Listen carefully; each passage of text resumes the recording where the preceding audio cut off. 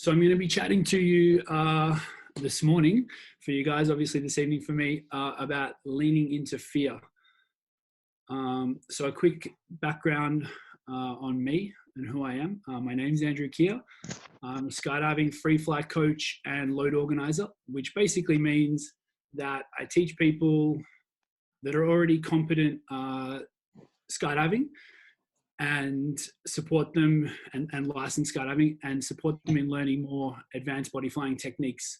Like with many sports, there are different disciplines within skydiving. So when you begin, you kind of start off, if this is your belly, you kind of start off in a belly to earth orientation. So you start off coming down to the ground in that way. And then as the name free flying kind of suggests, we're not so much limited to one orientation or one flying surface of our body, and we kind of move through the wind in a more dynamic way. So I've been skydiving for about 6 years and founded AWOL, which is an acronym for a way of life, as an outlet to share my passion for flying with others. Oh. You guys all good? Yeah, everyone all good? Cool, sorry. To share my passion for flying with others. And alongside my good friend Tane Farrant, we're a team of body flight coaches that organize skydiving events that are focused on supporting the development of others and sharing our passion for flying. I'm 38 years old. I'm married with two beautiful children that are 3 and 5 and hopefully stay asleep tonight. And I live in Melbourne, Australia. So it's currently 11 o'clock at night here, where you guys are obviously just starting your day. Cool. So I thought before I get stuck into the meat and potatoes of it, I might play a little bit of a raw clip to give you guys a little bit of an idea of what we do when we are skydiving, because I'm not sure how familiar you may or may not be with it. So I'm not sure the volume. There's a fair bit of noise from the wind and whatnot on the camera, so you may need to turn your sound down. So just be mindful. But I'll hit play on this and we'll see how we go.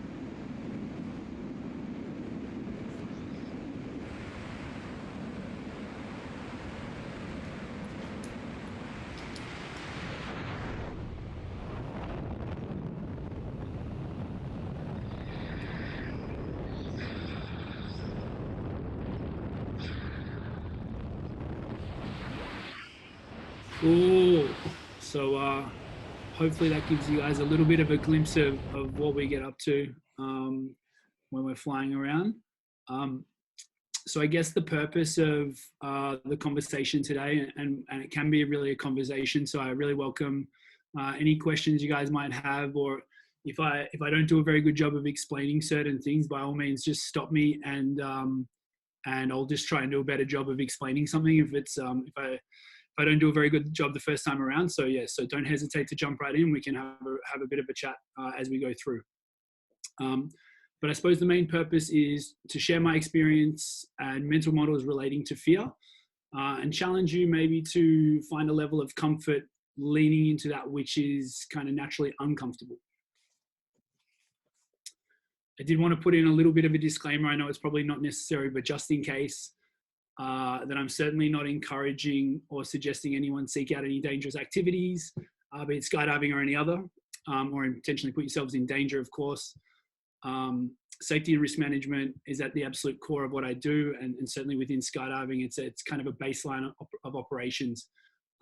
We love the sport. I love the sport, and we obviously want to continue to be able to do it, which means safely and sustainably for us.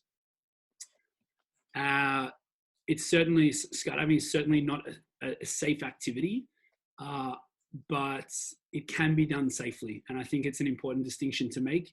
If we follow the appropriate systems and processes that we have in place, it can be an activity that we can do safely. Cool. So enough of the boring stuff. I've tried to condense the chat into these three main sort of topics. So we're going to go through what is fear, the purpose of fear, and reframe and transforming our relationship with fear. So can anyone give me a bit of an idea? Can anyone explain what they think fear is?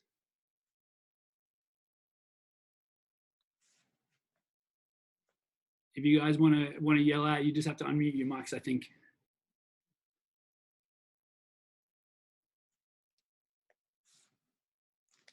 That's cool. If there's no takers, I'll go to the dictionary for a bit of an idea. So a basic dictionary definition of fear is an unpleasant emotion or thought that you have when you're frightened or worried by something dangerous, painful, or bad that is happening or might happen.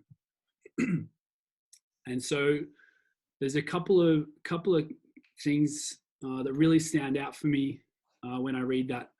And so just to encapsulate that definition a little bit, the two things that really stand out to me is that fear is an internal state. So it's not something happening outside of us. It's not something around us. It is something that is happening inside of us. And it's commonly in response to our environment. And the second is that it doesn't even have to be something that has actually happened or will happen.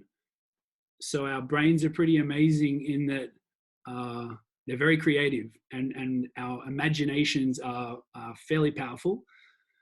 And so we can kind of subvert our decision making on things that really aren't based in reality.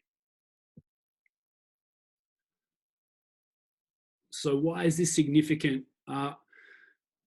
It's as if, well, the way I think about it, it's as if you're driving a car that is unknowingly to you actually an autonomous vehicle. So you think you're making the decisions, but in actual fact, many can be largely unconscious, and the car, or in this case, your mind, can be leading you to staying within a specific range of parameters. So this means we can make potentially huge life-altering decisions based on information that may not warrant this instinctive reaction. So to use skydiving as a bit of an example, what about skydiving to you guys would give you the impression that it's dangerous? So I've done maybe a couple of thousand skydives. I would skydive. A parachute couldn't deploy? Sorry, say that again, Miley? If your parachute could not deploy? For sure.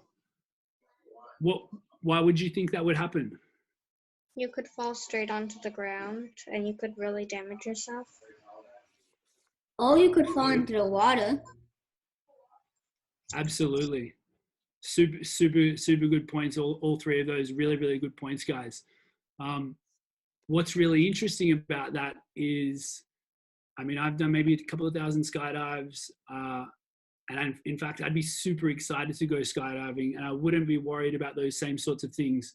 So not to say that I wouldn't take them into account, but it wouldn't stop me deciding to do the activity.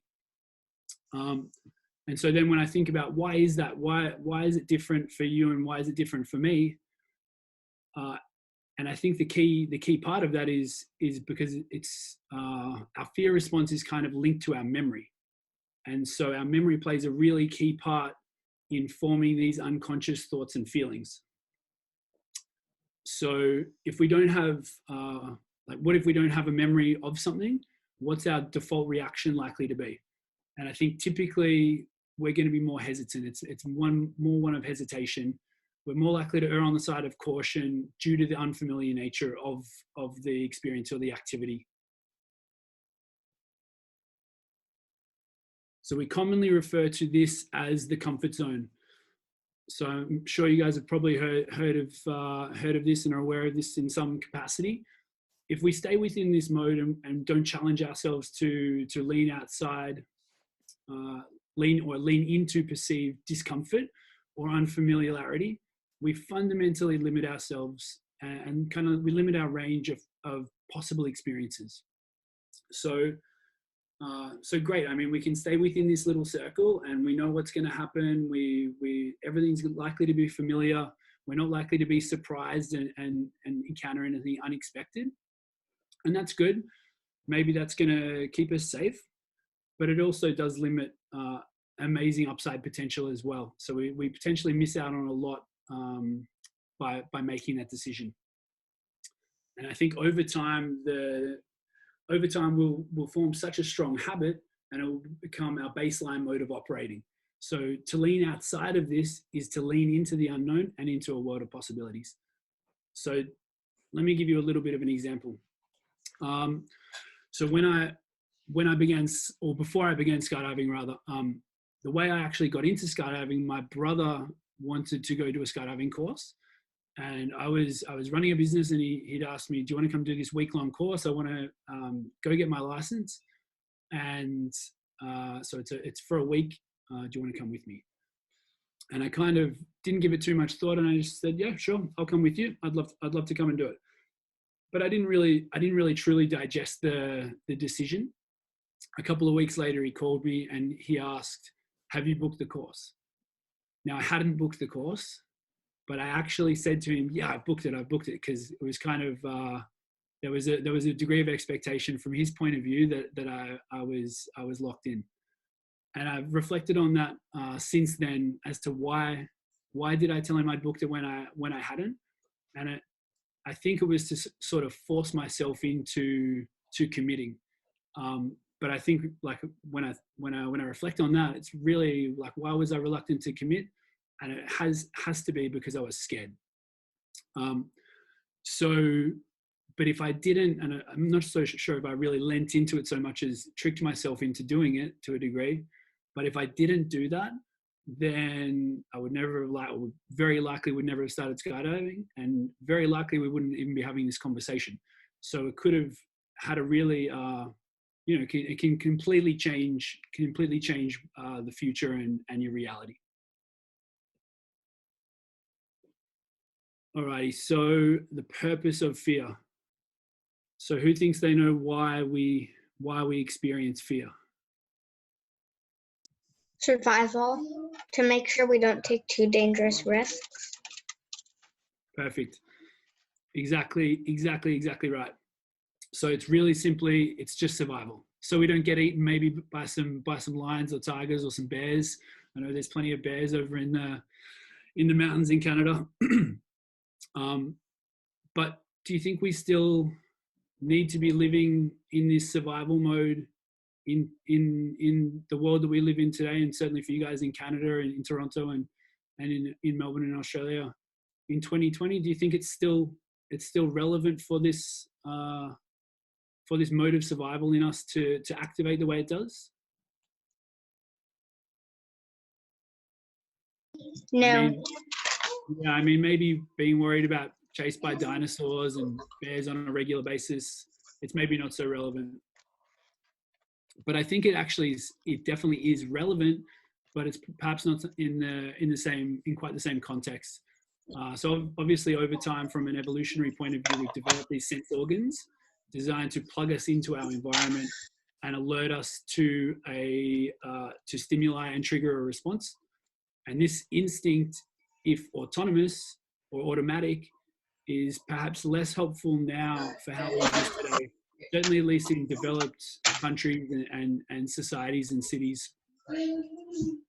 I kind of think of it like the hardware, as in the body and the mind, is kind of lagging on the user experience a little bit now. So certainly for certain places in the world, it's maybe more relevant, but I think it's maybe not so much for us in developed countries. Now, if we think about these thoughts and feelings like data or information, this can give us a really effective lens in which to decide on the value or efficacy of these thoughts and feelings in a given scenario. So let's talk about reframing and transforming our relationship to fear. So it seems common to think that we want to stop certain thoughts and feelings, or we want to squash the feelings, or we think we can kind of wrestle and control them, and they will go away. I think growing up, I'm not so sure for you guys, and maybe not, but I think for myself growing up, you're often told things like, stop acting like that, or there's no reason to feel this way, stop crying, you're okay, and being told how we feel or how we should feel. And so I think it becomes really natural for us to, natural and habitual even, to try to silence this information that our thoughts and feelings are trying to kind of communicate to us. But this is super counterproductive. With our thoughts and feelings, we really need to get curious about them and really trying to notice and zoom in on our internal state, where this information is coming from. We really want to zoom in on patterns of energy in our body, our heart rate, our breathing, any thoughts floating through our mind, in and out of our mind, and sensations in the body. And as we do this more frequently, the patterns can become more familiar. So we can get better at recognizing these patterns, patterns of thoughts and feelings, and identify them more easily, and we can start to label them. This creates an amazing opportunity to then begin to transform our relationship with these feelings. And this can then transform our state. So we're often waiting to feel a certain way before we act. I don't feel like cleaning my room, I'll do it later. I don't really feel like doing the dishes or, taking the bins out, I'll do it later. So we're often waiting to feel a certain way before we take action in certain ways. I think of fear and excitement like twins. They're super closely related. They look and sound really, really similar, but our instinctive reaction to one over the other is why we label them as such. And I believe this is largely based on past experiences and our memory. As a feeling, though, as a sensation in the body, they're almost indistinguishable from one another. And I know I saw you guys had a mindfulness lecture at some point. So I'm not sure if anyone's explored some meditation, but if you do and you get curious about the difference, it's a really interesting one to delve into a little bit more, because they are very hard to tell the difference, at least in my experience. The thoughts that accompany the feelings, though, and more specifically, the memories that have born them, are typically where things differ. So we can be excited for the opportunity, or we can be scared about the outcome, the unknown, the unfamiliar. So outside of that comfort zone, outside of that circle. So common fears, things like failure, judgment, being wrong, looking silly to your mates or to friends and family, making mistakes. But it's important to understand that our feelings are somewhat of a lagging indicator to our actions and behaviors. So we often wait to feel like doing something, but counterintuitively, we have to do something several times before our feelings are likely to catch up and be in alignment with these actions. So let me give you a little example. So I love going running, not competitively or anything, just to keep fit and just to get outside. Having the sun on my skin, being outside around the trees and immersed in my environment, getting the body warm and active, and the flood of endorphins, it's beautiful and feels amazing. But when it's wet and cold outside, as it is right now in Melbourne, I notice my mind is very, very good at using that as a reason not to go running. So now, having focused on this over time, I'm almost more motivated to go when it's wet and cold. Instinctively, I notice I don't want to go in a way, which has become kind of part of the reason why I do want to go. And it's because I don't want my behavior and decision making controlled by those unconscious thoughts and feelings, particularly as a result of my environment. Excuse me. So it's super easy to get caught trying to predict outcomes when faced with an event we're scared of. There's a bunch of research, neuroscience research, that indicates our brains are constantly predicting. They're in a constant state of predicting everything. And I think of this as the human judgment machine. If we get stuck trying to predict what will happen when contemplating doing something, does it mean we can predict the future? Can any of you guys predict the future by any chance? That No. would be a super cool superpower. But obviously, we can't predict the future despite what's going on in the background. So although our brain is doing that, we can't observe that. So we want to recognize we can't predict the future, and accept when we slip into this mode, we should try to stop predicting and try to stop trying to guess what's going to happen, and rather just desire to actually find out and learn. We want to be really curious because we want to learn and learn that new information.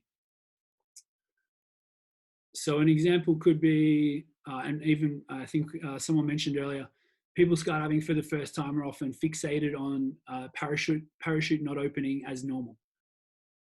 And so if we think about, or if I think about the activity of skydiving, that's so far down the line of things really that we need to be concerned about. But because of maybe what people have imagined as likely possibilities, or perhaps what they've seen, that comes up as at top of mind as the first thing they're really worried about in the event of doing that activity. So every now and again on the plane ride to height, I've noticed feelings of fear creep in for myself. I can notice my heart rate increase and a feeling of stress and anxiety activating my body. And I think of this as my unconscious trying to alert me to the relevant danger. So my body is sensing the loud aircraft noise, can feel us hurling through space in the aircraft, can feel the significant increase or decrease in temperature, depending on where we are. I can see the altitude as the ground gets further away. So my sense organs are computing all this information in the background. And the way I think about this is as if my unconscious or my ego is a security guard, and he's always on patrol.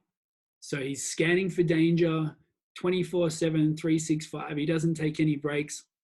He's always on patrol, scanning for danger and uncertainty. So which is not a bad thing. And if there's plenty of environments and situations where that's super appropriate. But in this situation, it's as if he's detected a high level of danger and is sounding the alarm, like red alert, the sirens are going. But this comes through to me, so the conscious level of my experience, as thoughts and feelings. So as information. So if I try and pretend I'm not scared and I'm not having these feelings, they get stronger. It's like he thinks I'm ignoring him and not listening. So he sounds the alarm more. It gets louder, stronger. So what I've instinctively done in this situation, and since come to learn the value of, is when I notice that I'm feeling scared, and I think this is probably relevant to really any emotion, I normally try to say it out loud and I try to verbalize it. And typically in the situation of skydiving in the plane, I typically say it out loud, excuse me, and I'd laugh about it, and I'd just be like, wow, to some of my friends on the plane at the time, I'm really scared on this one. I'm not sure why, but I'm really scared. And I'd say it out loud, and I'd probably have a little bit of a laugh about it. And this seems to really relieve these feelings. So it allows me to focus in on the task at hand with a far greater level of presence. It's as if this lets the security guard know that I've heard him and I'm aware of the danger. So he stops the alarm and the feelings are reduced and slowly fade away. So I think these 3 steps, and like I said, really relevant to any emotion and feelings, if we can notice it and then we can name it, and it doesn't really matter what word you use versus someone else, it's just whatever makes sense to you. And whatever those feelings, whatever you label those feelings as, and we say it out loud, it's a super powerful way to kind of defuse from those feelings and help to allow them to make space for them so that they can kind of just get a little bit quieter and fade away.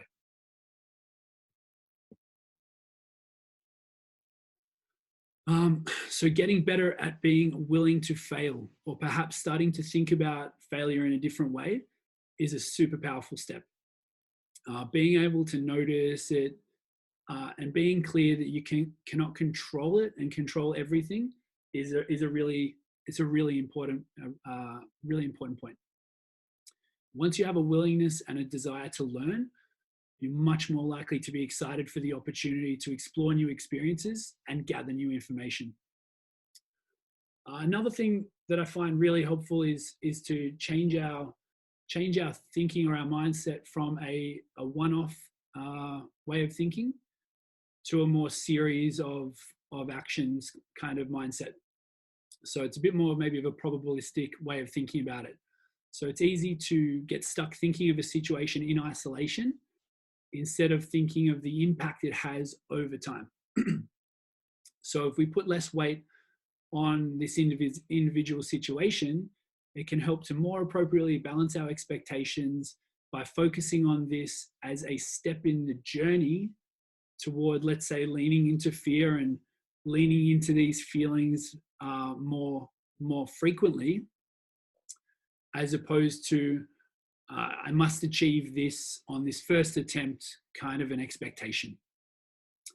And this can really help us to be more likely to cultivate a desire in finding out the answers. Again, that curiosity, a real hunger and desire to learn and grow, and less hamstrung and kind of limited by focusing purely on just outcomes.